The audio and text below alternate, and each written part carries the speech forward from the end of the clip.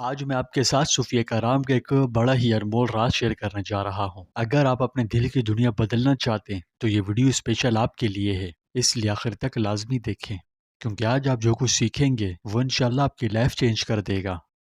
پیارے دوستوں، ہمارے چینل پر دوبارہ خوش آمدید، جہاں ہم اسلام کی خوبصورت تعلیمات شیئر کرتے ہیں۔ دوستوں، ایک لمحے کو تصور کیجئے کہ آپ مدینہ منورہ کے در و دیوار کو چھوتی خوشبو میں سانس لے رہے ہیں اور لبوں پر درود ہے۔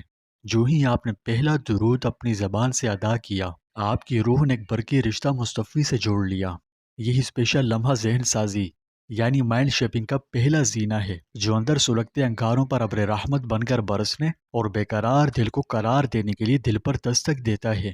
مگر سوال اول یہ ہے کہ کیا درود صرف ثواب کمانے کا فارمولہ ہے، یا یہ قلبی انجینئرنگ یعنی ہارٹ انجینئرنگ کا اوزار بھی؟ جواب میں صوفیہ کرام کہتے ہیں کہ یہ ایک نہیں، دونوں ہے دونوں، یعنی درود ثواب کا خزانہ بھی ہے اور شعور مصطفی صلی اللہ علیہ وسلم سے جڑنے کا ذہنی مقناطیس بھی۔ احادیث میں آیا ہے کہ جو شخص حضور صلی اللہ علیہ وسلم پر ایک مرتبہ درود بھیجے، اللہ اس پر 10 رحمتیں نازل فرماتا ہے۔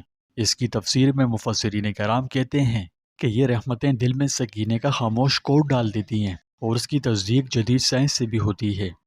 عصر حاضر کے نیورو سائنسدان اپنی اسٹڈی کی بنیاد پر بتاتے ہیں کہ جب کوئی شخص ریدھم میں کوئی متبرک عبارت دہراتا ہے تو دماغ میں الفا ویوز بڑھ جاتی ہے، پری فرنٹل کارٹیکس کولان ڈاؤن ہوتا ہے اور دل کی دھڑکن ہموار ہو جاتی ہے۔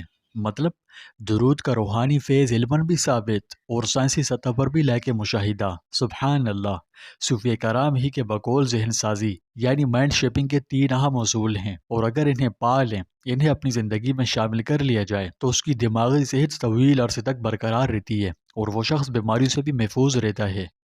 دوستوں، آپ کو بہت سے لوگ یہ تو بتاتے ہیں کہ مراقبہ کرو، یہ صحت مند اور خوشگوار زندگی کا راز ہے۔ بالکل ٹھیک کہتے ہیں، کوئی شک والی بات نہیں، لیکن مراقبہ کریں کیسے؟ اس کے لیے صوفیہ کرام نے ایک آسان ترتیب بتائی ہے، 3 اہم ستون بتائے، وہ سب میں آپ کو اپنے الفاظ میں انتہائی سادہ لفظوں میں بتاتا ہوں۔ پہلا ستون، یا یوں کہیے پہلی سیڑھی ہے نیت اور ارتکاز۔ کیا مطلب؟ کہ خود سے کہیے کہ میں حضور صلی اللہ علیہ وسلم پر درود بھیج کر حق تعالی شانہ کی رحمت میں آ رہا ہوں اور اپنے دل کو سنوار رہا ہوں۔ لیکن اس دوران اپنی آنکھیں بند کریں، 3 گہری سانسیں لیں، ہر سانس کے ساتھ دل پر ہاتھ رکھ کر نیت دہرائیں۔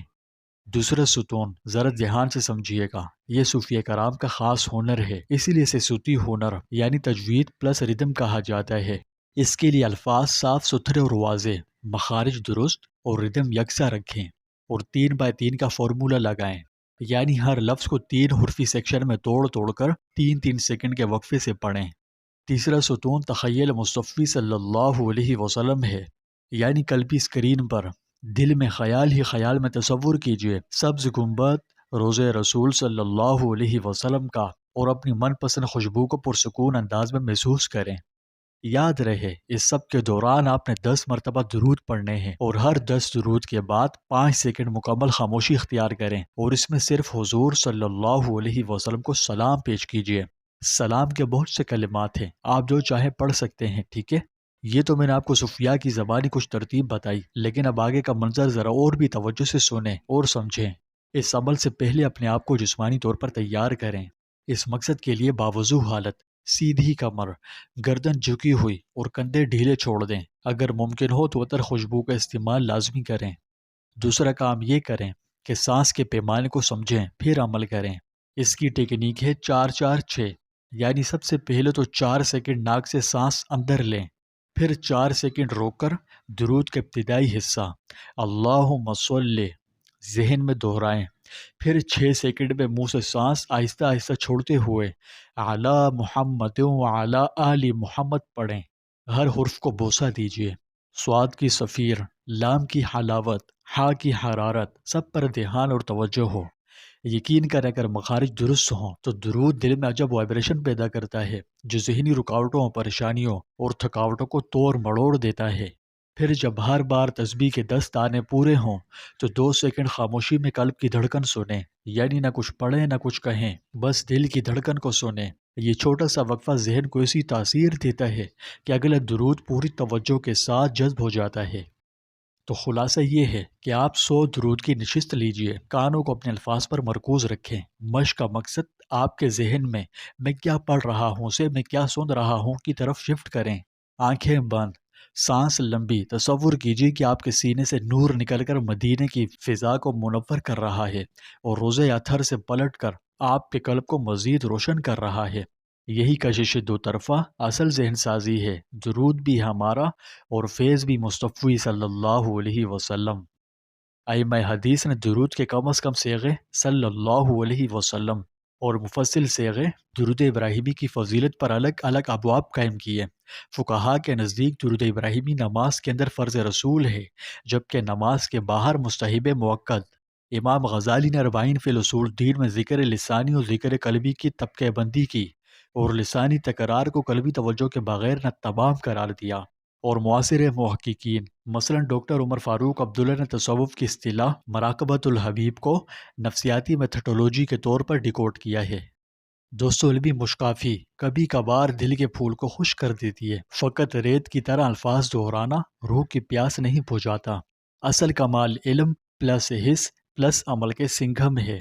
جب درود علمی دلیل کے ساتھ دل کے تار چھیڑ دے تو یقین جانی کہ ذہنی معجزے بھی ظہور پذیر ہوتے ہیں اور نتیجے میں پریشانی دور ہوتی ہے، نیند کا معیار بہتر ہونے لگتا ہے کیونکہ دل کی ہارٹ ریٹ ویریبلٹی بیلنس ہو جاتی ہے۔ اگر آپ اس بتائے ہوئے صوفی راہ سے اپنی لائف چینج کرنا چاہتے ہیں تو آپ کے لیے ایک 7 روزہ آسان چیلنج ہے۔ چیلنج بڑا آسان ہے، ہر کوئی کر سکتا ہے۔ چیلنج یہ ہے کہ ہر روز فجر کے بعد 100 مرتبہ درود پلس 2 منٹ بتائے ہوئے طریقے سے مراقبہ کریں اور پھر نوٹ کریں کہ آج دل کا موڈ کیسا رہا، اور 7 دن کے بعد آپ اپنا ایکسپیرینس کامنٹ میں ضرور شیئر کیجئے گا، ٹھیک ہے؟ تو میرے عزیز دوستوں، یہ صرف حروف نہیں، دل کی دنیا بدلنے کا راز ہے، اور یہ صرف ثواب کمانے کا خزانہ ہی نہیں، شعور مصطفی کا پاسپورٹ بھی ہے۔